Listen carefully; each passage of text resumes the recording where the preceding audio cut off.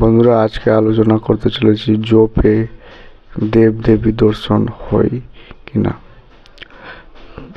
বন্ধুরা, জপ করলে দেবদেবী দর্শন হয়, কিন্তু দেবদেবী দর্শনের বিভিন্ন মন্ত্র রয়েছে এবং বীজ মন্ত্র রয়েছে, যেটা নির্দিষ্ট মাত্রায় জপ করলে আপনি নিশ্চয়ই দেবদেবী দর্শন পাবেন। কিন্তু কথা হলো, তার আগে আপনাকে সিদ্ধ সাধকের শিষ্য হতে হবে। গুরু ছাড়া দেবদেবী দর্শন সম্ভব নয়। আপনি সিদ্ধ সাধকের শিষ্য হবেন, তারপরে আপনি নিশ্চয়ই দেবদেবীর দর্শন পাবেন। দেবদেবী দর্শনের নির্দিষ্ট মাত্রায় জপ, অর্থাৎ 1.25 লাখ জপ বা 1 লাখ জপ করবেন, তবে গিয়ে দেবদেবী দর্শন সম্ভব। দেবদেবী দর্শন যখন দিবে, আপনি সাক্ষাৎ দেবদেবী, যে দেবদেবীর আরাধ্য, অর্থাৎ যদি আপনি হনুমানের আরাধ্য হন তো হনুমান দর্শন দিবে, যদি দেবী মনসার যদি সাধক হন তো দেবী মনসা দর্শন দিবে, দুর্গার সাধক হলে দুর্গা দর্শন দিবে। তো দর্শন দেওয়ার পর আপনি বুঝতে পারবেন তার বিশেষ কৃপা লাভ আপনি পেয়েছেন। কিন্তু তার আগে বলে রাখি, যদি আপনি সাধক ছাড়া, অর্থাৎ নিজের গুরু ছাড়াই, পরামর্শ ছাড়াই যদি আপনি দর্শনের জন্য জপ করেন, তাহলে কৃপা আপনি পেতেও পারেন আর নাও পেতে পারেন। আর পেলে আপনি পাগলের মতো হয়ে যাবেন, কারণ একসঙ্গে ওরা যখন পরীক্ষা নিতে আসবেন, যে কোনো দেবদেবীর জপ করলে তারা বিভিন্ন রকম পরীক্ষা নেয়। এই পরীক্ষায় আপনি যখনই পরীক্ষা নেবে, তো আপনি বুঝতে পারবেন কি আপনার দেহ সেই ক্ষমতা বহন করতে পারছে না। অর্থাৎ তারা এত কথা বলে আর এত চাপ দেয় দেহ শরীরের উপরে, তার মানসিকভাবে আপনি বিকৃতি হয়ে উঠবেন, অর্থাৎ পাগলের মতো হয়ে উঠবেন। তার জন্য গুরুর পরামর্শ ছাড়া বেশি জপ করা অসম্ভব।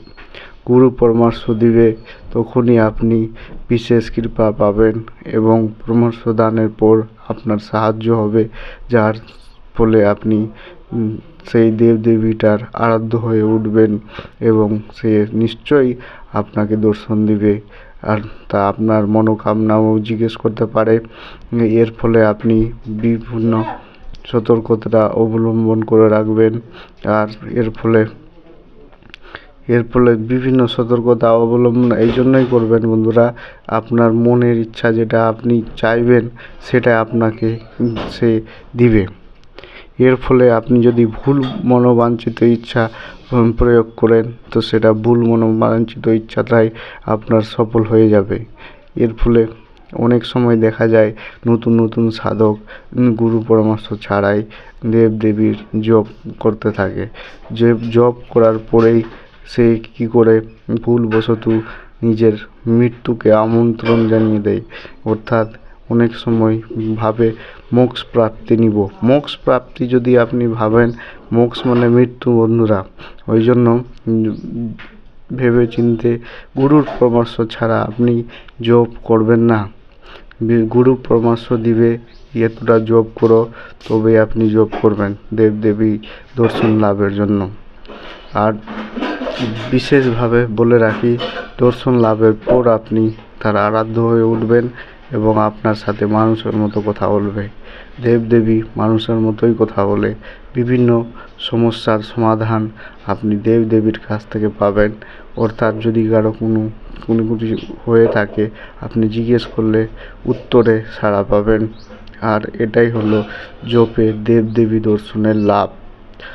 আপনি সাধক হয়ে উঠবেন এবং গুরুর পরামর্শ দ্বারা আরও আপনি লাভবান হবেন, কারণ গুরু অনেক সময় নির্দেশ দেয় কি এই দেবীর বিশেষভাবে কৃপা প্রাপ্ত করার জন্য মনে লোভ, কাম, এইগুলো মনোভাব থেকে বঞ্চিত রাখতে হয়। অনেক সময় লোভও দেখায় দেবদেবী, বিভিন্ন রকম সুন্দরী জিনিস দেখায়, যেমন মহিলা দেখাতে পারে, আর কিছু দেখাতে পারে, আপনার পরীক্ষাও নিতে পারে, পরীক্ষা দুর্ভিক্ষ সৃষ্টি করতে পারে। এবং আপনি যেটার জন্য